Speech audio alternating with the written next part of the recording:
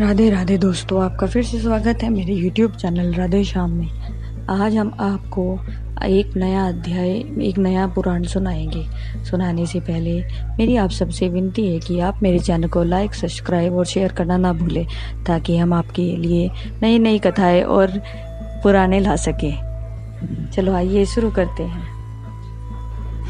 राधे राधे दोस्तों, आपका फिर से स्वागत है मेरे YouTube चैनल राधे श्याम में। आज हम आपको आगे की कथा सुनाते हैं, व्यास जी का वेद के 4 भाग कर। हमारे परम गुरु श्री वेद व्यास जी ने पराशर ऋषि के यहाँ सत्यवती से इसलिए अवतार धारण किया कि सतयुग में मनुष्य की आयु 1,00,000 वर्ष एवं त्रेता में 10,00,000 वर्ष और द्वापर में 1,000 वर्ष की होती है, और अधिकतर मनुष्य अपनी पूरी आयु जीते थे। परंतु इस कलयुग में मनुष्य की आयु मात्र 120 होगी, लेकिन इतनी आयु तक कोई विरला मनुष्य ही जीवित रहेगा, क्योंकि अत्यधिक पापों के कारण मनुष्य थोड़ी उम्र में ही मृत्यु को प्राप्त हो जाएगा। और दूसरों युगों में मनुष्य की दीर्घ आयु का कारण था वेद, यज्ञ, तप, दान और शास्त्रों का भली भांति अध्ययन करना, और इसी कारण वह अपना जीवन सुधार कर लंबी आयु तक जीवित रहते थे।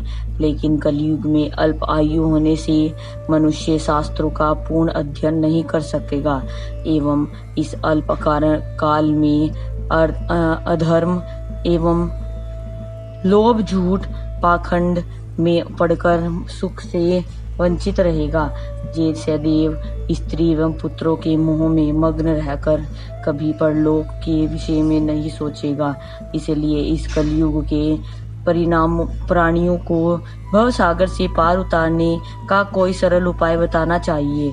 तो इसलिए सर्वप्रथम उन्होंने यगु, ऋजु और साम आदि सर्व अर्थ नाम करके वेद के 4 भाग किए। फिर ऋजुवेद तेल नामक ऋषिवर को, सामवेद जैमिनी ऋषिवर को, यजुर्वेद वैशंपायन ऋषिवर को तथा अथर्व अंगीरा ऋषि को पढ़ाया। इतिहास पुराण नामक 5 वेद मेरे पिताश्री लोमहर्षण को पढ़ाया। इसके पश्चात उन ऋषिवरों ने अपने शिष्यों और अशिष्यों को जो जो वेदों के भाग पढ़ाते गए, उन नामों से वेदों की उतनी ही शाखा शुरू हो गई। फिर महाभारत 1,00,000 श्लोकों में बनाया, जिसे पढ़ने एवं श्रवण करने से बहुत पुण्य की प्राप्ति होती है। इसके पश्चात विष्णु आदि अत्रय पुराण बनाए, किंतु हमारे गुरु श्री व्यास जी को जब इतने पर भी संतोष नहीं हुआ, तो एक दिन व्यास जी सरस्वती किनारे चुपचाप गुमसुम से बैठे हुए कुछ सोच रहे थे कि उसी क्षण वहां पर वीणा बजाते हरि नाम जपते हुए देव ऋषि नारद जी आ गए। श्री व्यास जी ने अपने पास देव ऋषि नारद जी को आया देख उनको प्रणाम किया और सम्मान सहित अपने समीप उचित आसन पर बैठने को कहा। श्री व्यास जी को सरस्वती किनारे उदास बैठा देख देव ऋषि नारद बोले, क्या बात है? आप इतने उदास क्यों हैं? वेदों के 4 भाग और महाभारत तथा अत्रेय पुराण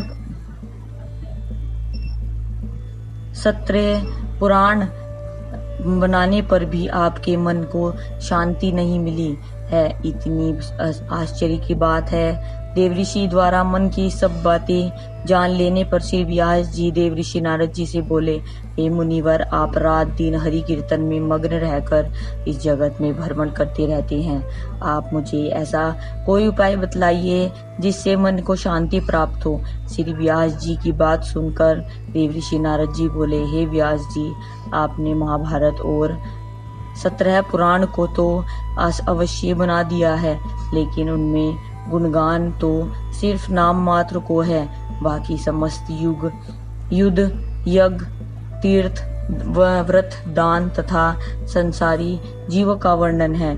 इसलिए उन सब में प्रभु की लीला का सम्यक प्रकार से वर्णन नहीं होने से आपके चित्त में शांति नहीं हुई, क्योंकि प्रभु भजन व कीर्तन के बिना प्राणी में के मन को शांति नहीं मिल सकती।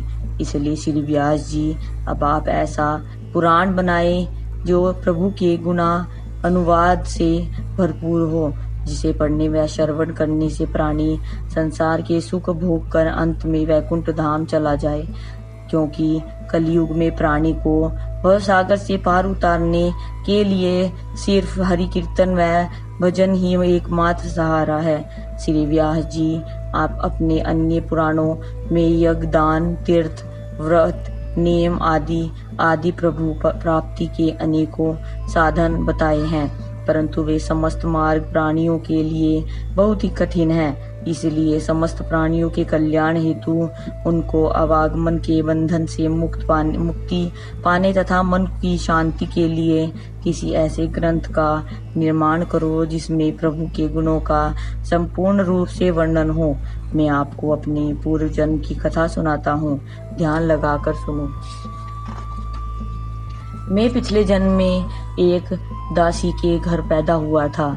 मेरी माँ एक बहुत बड़े धर्मात्मा ब्राह्मण के यहाँ चौका बर्तन करती थी। वह ब्राह्मण बहुत धार्मिक था। वह वर्षा ऋतु में साधु महात्माओं को अपने यहाँ भोजन कराता, वह उनके रहने का प्रबंध करता था। क्योंकि मेरी माँ चौका बर्तन करती थी, अतः मुझे उन साधुओं की मंडली के पास बैठा देती थी। जब वह समस्त साधु महात्मा प्रभु का गुणगान करते थे तो पास में बैठा हुआ मैं अज्ञानी भी उनके मुख से प्रभु की कथा सुन आनंद मग्न हो जाता था। वे साधु महात्मा भोजन करने के पश्चात थोड़ा बहुत भोजन मुझे भी दे देते थे, जिसे मैं प्रेम से खा लेता था। एक बार वर्षा ऋतु समाप्त हो जाने पर वह सारे साधु महात्मा उस स्थान से जाने लगे तो उन्हें जाता देख मैं बहुत जोर जोर से रोने लगा। मुझे रोता देख वह उन साधुओं ने मुझसे प्रेम पूर्वक समझाया और बोले, हम तुझे प्रभु का एक मंत्र बताते हैं जिसका जप करने से तुझे कभी कष्ट नहीं होगा। आज की कथा में यही समाप्त करते हैं, आगे की कथा आपको कल सुनाएंगे। राधे राधे राधे राधे राधे राधे, जय श्री कृष्ण। अगर आपको मेरी वीडियो अच्छी लगी तो बेल आइकन दबाना ना भूलें, ताकि आपको मेरे आने वाली वीडियोस का नोटिफिकेशन मिलता रहे। धन्यवाद। ओम नमः शिवाय।